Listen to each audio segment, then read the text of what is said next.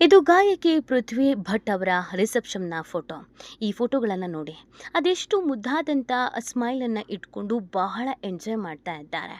ಮುಖದಲ್ಲಿ ಒಂದು ಚೂರು ಬೇಜಾರು ಅಥವಾ ಅಪ್ಪ ಅಮ್ಮ ಇಲ್ಲ, ಅಪ್ಪ ಅಮ್ಮನ ಬಿಟ್ಟು ಮದುವೆ ಆಗಿದ್ದೇನೆ ಅನ್ನೋದು ಯಾವುದೇ ಒಂದೇ ಚಿಕ್ಕ ಚಿಕ್ಕ ಅಳುಕು ಕೂಡ ಆಕೆಯ ಮುಖದಲ್ಲಿಲ್ಲ. ಸಿಕ್ಕಾಪಟ್ಟೆ ಅದ್ಧೂರಿಯಾಗಿ ತುಂಬಾ ಗ್ರ್ಯಾಂಡಾಗಿ ಎಲ್ಲ ಸೆಲೆಬ್ರಿಟಿಗಳು ಬರುವಂತೆ ಬರ್ತ್ಡೇ ಮಾಡಿಕೊಂಡ್ರು.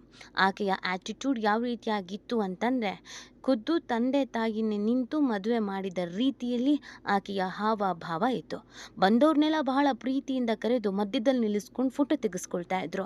ಯಾರೇ ಬಂದ್ರೂ ಅವ್ರ ಕಾಲಿಗೆ ಬಿದ್ದು ಆಶೀರ್ವಾದವನ್ನು ಪಡ್ಕೊಂಡು ಗಂಡು ಹೆಣ್ಣಿನ ಮಧ್ಯದಲ್ಲೇ ನಿಂತ್ಕೊಳ್ಬೇಕು ಅಂತ ಒತ್ತಾಯ ಮಾಡಿ ಮಧ್ಯದಲ್ಲಿ ನಿಲ್ಲಿಸ್ಕೊಂಡು ಫೋಟೋ ತೆಗೆಸ್ಕೊಳ್ತಾ ಇದ್ರು. ಆದರೆ ಇದು ಇವರ ಎಂಜಾಯ್ಮೆಂಟ್ನ ಒಂದು ಭಾಗ. ಇದು ಪೃಥ್ವಿ ಅವರ ರಿಸೆಪ್ಷನ್ನ ಒಂದು ಭಾಗ. ಅದೇ ಇವರನ್ನು ಹೆತ್ತಿ ಸಾಕಿ ಬೆಳೆಸಿದ ತಂದೆ ತಾಯಿಯ ಚಿತ್ರವನ್ನು ಕೂಡ ತೋರಿಸ್ತಾ ಹೋಗ್ತೀವಿ. ಅವ್ರ ಫ್ಯಾಮಿಲಿಯಲ್ಲಿ ಏನಾಗಿದೆ ಅನ್ನೋದನ್ನು ಹೇಳ್ತೀವಿ. ಆದರೆ ಅದಕ್ಕಿಂತ ಮುಂಚಿತವಾಗಿ ನಿಮ್ಮ ಮೆಘಾ ಸುದ್ದಿಯನ್ನು ಸಬ್ಸ್ಕ್ರೈಬ್ ಮಾಡಿಲ್ಲ ಅಂದರೆ ಈಗಲೇ ಸಬ್ಸ್ಕ್ರೈಬ್ ಮಾಡಿ. ಹೆಚ್ಚಿನ ಮಾಹಿತಿಗಾಗಿ ಬೆಲ್ ಐಕಾನ್ ಪ್ರೆಸ್ ಮಾಡೋದನ್ನು ಮರಿಬೇಡಿ. ಎಸ್, ಇದು ಪೃಥ್ವಿ ಭಟ್ ಅವರ ಹಳೆಯ ಫೋಟೋ. ಈ ಫೋಟೋವನ್ನು ಯಾಕೆ ಇಲ್ಲಿ ಹಾಕ್ತಿದ್ದೀವಿ ಅಂತಂದರೆ, ಇದು 2018ರಲ್ಲಿ ಪೃಥ್ವಿ ಭಟ್ ಅವರು ಜೀ ಕನ್ನಡಕ್ಕೆ ಮೊದಲು ಬಂದು ಆಯ್ಕೆ ಆದಂಥ ಫೋಟೋ. ಇದು ಅವರು ಚಿಕ್ಕ ವಯಸ್ಸಿನಲ್ಲಿ ಇದ್ದಾಗ ಅವರ ತಂದೆ ತಾಯಿ ಚಂದ ಮಾಡಿ ತೆಗೆದಂಥ ಫೋಟೋ. ಇದು ಅವರು ಬರ್ತಾ ಬರ್ತಾ ಸಂಗೀತದಲ್ಲಿ ಮಾಗಿದ ನಂತರ ಸ್ಟೇಜ್ ಪ್ರೋಗ್ರಾಮ್ಗಳನ್ನು ಕೊಟ್ಟಂಥ ಫೋಟೋ. ಈಗ ಮುಂದೆ ಬರ್ತಾ ಇರೋದು ಅವರ ತಾಯಿ ಜೊತೆಗಿನ ಬಹಳ ಪ್ರೀತಿಯ ಫೋಟೋ. ಅದರ ಜೊತೆಗೆ ಅವರ ಮುದ್ದಾದ ಚಿಕ್ಕ ವಯಸ್ಸಿನಲ್ಲಿ ಇದ್ದಾಗ ಅವರ ತಾಯಿ ಅವರ ತಂದೆ ಕಷ್ಟಪಟ್ಟು ಓದಿಸಿ ಆಕೆಯನ್ನು ಚಂದ ರೆಡಿ ಮಾಡಿ ಸ್ಕೂಲಿಗೆ ಕಳಿಸಿ ಸ್ಕೂಲಲ್ಲಿ ಆಕೆ ಎಲ್ಲರ ಮುಂದೆ ಹಾಡು ಹೇಳಿದಂಥ ಫೋಟೋ. ಇವತ್ತು ಮಗಳು ಈ ಮಟ್ಟಿಗೆ ಬೆಳೆದಿದ್ದಾಳೆ, ಹೆಸರು ಮಾಡಿದ್ದಾಳೆ, ಸಾಧನೆ ಮಾಡಿದ್ದಾಳೆ ಅಂತಂದರೆ ಕಾರಣ ಅದಕ್ಕೆ ಅವರ ಅಪ್ಪ ಅಮ್ಮನೇ. ಹೌದು, ಮಗಳಿಗೆ ಹಾಡು ಹೇಳಿಸ್ಬೇಕು, ಒಳ್ಳೆ ಗಾಯಕಿ ಮಾಡಬೇಕು, ಒಳ್ಳೆ ಪ್ರತಿಭಾನ್ವಿತೆ ಆಗಬೇಕು, ಜೊತೆಗೆ ವಿದ್ಯಾಭ್ಯಾಸವೂ ಕೂಡ ಕೊಡಬೇಕು ಅನ್ನುವಂಥ ಕಾರಣಕ್ಕಾಗಿ ಅವರ ತಂದೆ ತಾಯಿ ಹಗಲು ರಾತ್ರಿ ಕಷ್ಟಪಟ್ಟು ಮಗಳನ್ನು ವಿದ್ಯಾವಂತೆ ಸಂಸ್ಕಾರವಂತೆ ಮಾಡ್ತಾರೆ. ಜೊತೆಗೆ ಸಂಗೀತಕ್ಕೂ ಕೂಡ ಕಳಿಸ್ತಾರೆ.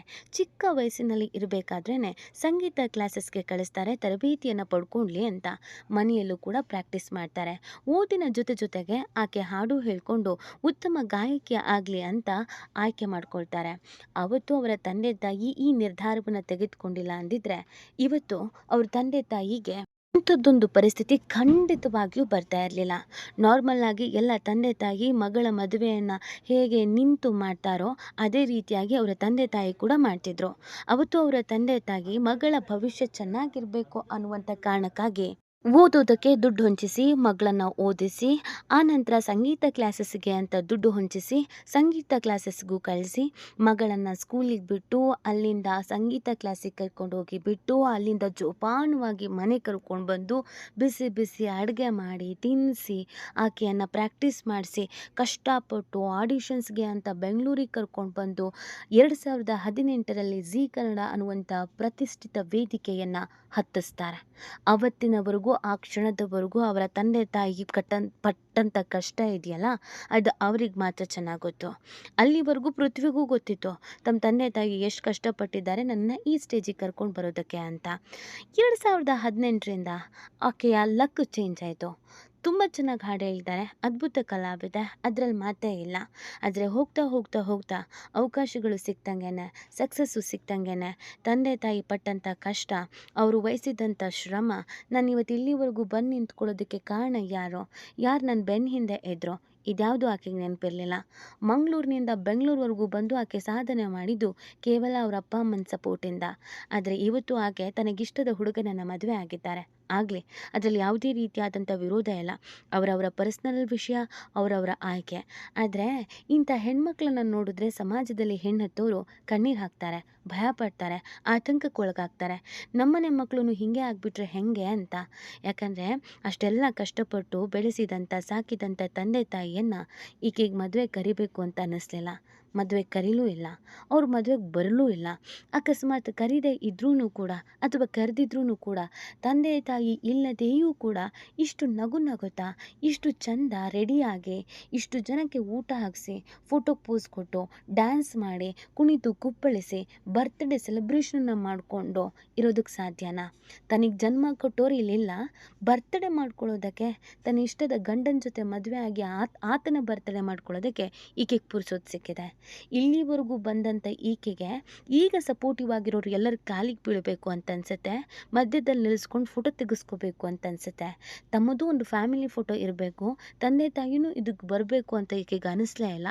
ಇಂಥ ಹೆಣ್ಮಕ್ಳಿಂದ ಸಮಾಜ ಕಲಿಯೋದಾದ್ರೂ ಏನು, ಹೆಣ್ಮಕ್ಳು ಕಲಿಯೋದಾದ್ರೂ ಏನು?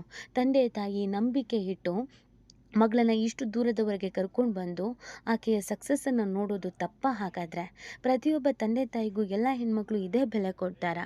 ತಂದೆ ಅವತ್ತು ಬೇಕಾಗಿತ್ತು, ಇವತ್ತು ಬೇಡ ಆಗಿದ್ದಾನೆ. ಯಾಕಂದರೆ ಅವತ್ತು ಹೆಗಲನ್ನು ಕೊಡೋದಕ್ಕೆ ತಂದೆ ಇದ್ದರು, ಈಗ ಹೆಗಲನ್ನು ಕೊಡೋದಕ್ಕೆ ಪ್ರೀತಿ ಮಾಡಿದ ಹುಡುಗ ಇದ್ದಾನೆ. ಈಕೆ ನಿಜವಾಗ್ಲೂ ಹೆಣ್ಣು ಕುಲಕ್ಕೆ ಅವಮಾನ ಅಂತ ಕೆಲವರು ಶಾಪ ಹಾಕ್ತಾ ಇದ್ದಾರೆ. ನಿಂಗೂ ಒಂದು ಮಗು ಆಗತ್ತೆ, ಆವಾಗ ಇದೇ ಥರ ಆದರೆ ಗೊತ್ತಾಗುತ್ತೆ ಅಂತ ಕೆಲವರು ಶಾಪ ಹಾಕಿ ಕಮೆಂಟು ಹಾಕ್ತಿದ್ದಾರೆ. ಆದರೆ ಹಾಗೆ ಮಾಡೋದು ಬೇಡ. ಯಾವ ತಂದೆ ತಾಯಿನೂ ತನ್ನ ಮಗಳು ಹಾಳಾಗಲಿ ಅಂತ ಖಂಡಿತವಾಗಿಯೂ ಶಾಪ ಹಾಕಲ್ಲ. ಆದರೆ ಯಾವ ತಾಯಂದ್ರು ಅಥವಾ ತಂದೆಯಂದ್ರಿಗೂ ಹೆಣ್ಮಕ್ಳು ಆದವರು ಈ ಥರ ಅಯ್ಯೋ ಅಂತ ಮಾತ್ರ ಅನ್ನಿಸ್ಬೇಡಿ. ನಿಮ್ಮಲ್ಲೇ ಎಲ್ಲವನ್ನೂ ಕಂಡಿರ್ತಾರೆ, ನಿಮಗಾಗಿ ಸರ್ವಸ್ವವನ್ನೂ ಮರೆತಿರ್ತಾರೆ. ಹಾಗಾಗಿ ಅಂಥ ತಂದೆ ತಾಯಿಗೆ ಅವಮಾನ ಆಗೋದು ಮರೆಯುವಂಥದ್ದು ಮಾಡಬೇಡಿ. ಇವತ್ತು ಅದೆಷ್ಟೋ ಜನ ತಂದೆ ತಾಯಿ ಇಲ್ಲದೆ ತಬ್ಬಲಿ ಆಗಿದ್ದಾರೆ. ನನ್ನ ಮದುವೆಗೆ ಅಪ್ಪ ಇದ್ದಿದ್ರೆ ಅಮ್ಮ ಇದ್ದಿದ್ರೆ ಅವ್ರು ಬದುಕಿಲ್ಲ, ಅವರು ಸಾವನ್ನಪ್ಪಿದ್ದಾರೆ, ನಾವು ಅನಾಥರಾಗಿದ್ದೀವಿ ಅಂತ ಕಣ್ಣೀರು ಹಾಕ್ತಾ ಇರ್ತಾರೆ. ಅಂಥವ್ರಿಗೆ ಮಾತ್ರ ತಂದೆ ತಾಯಿ ಬೆಲೆ ಗೊತ್ತಿರುತ್ತೆ. ಎಲ್ಲನೂ ಇದ್ದು ಏನೂ ಇಲ್ಲದೆ ಐಷಾರಾಮಿ ಬದುಕಿಗಾಗಿ ಶೋಕಿಗೋಗಿ ಪ್ರೀತಿಗಾಗಿ ತಂದೆ ತಾಯಿನ ಬಿಟ್ಟು ತಮಗಿಷ್ಟ ಬಂದಂತೆ ಇರುವಂಥ ಇಂಥ ಹೆಣ್ಮಕ್ಳಿಗೆ ಒಂದು ಧಿಕ್ಕಾರ ಖಂಡಿತ ಇರಲಿ. ತುಂಬ ಚೆನ್ನಾಗಿರಲಿ, ಒಳ್ಳೆಯದಾಗಲಿ, ಗಂಡ ಹೆಂಡತಿ ಕೊನೆಯವರೆಗೂ ಚೆನ್ನಾಗಿರಲಿ. ಆದರೆ ವಯಸ್ಸಾಗಿರೋರಿಗೆ ಬೆಲೆ ಕೊಡಲಿ.